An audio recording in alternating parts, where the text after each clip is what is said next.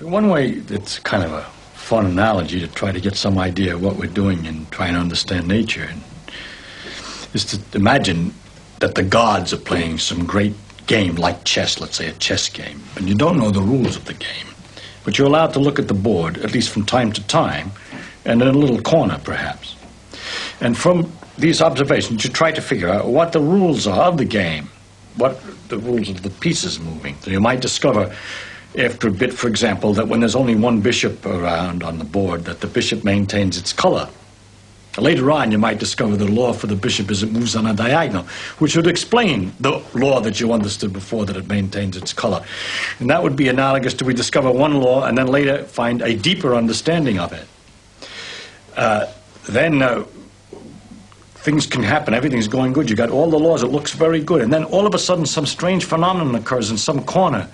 So you begin to investigate that, to look for it. It's castling, something you didn't expect. We're always, by the way, in a fundamental physics, always trying to investigate those things in which we don't understand the conclusions. We're not trying to check all the time our conclusions. After we check them enough, we're okay. The thing that doesn't fit is the thing that's the most interesting. The part that doesn't go according to what you expected. Also, we could have revolutions in physics after you've been noticed that the bishops maintain their color and they go along the diagonals and so on for such a long time, and everybody knows that that's true. Then you suddenly discover one day in some chess game that the bishop doesn't maintain its color. It changes its color. Only later do you discover the new possibility that the bishop is captured and that a pawn went all the way down to the queen's end to produce a new bishop. That can happen, but you didn't know it.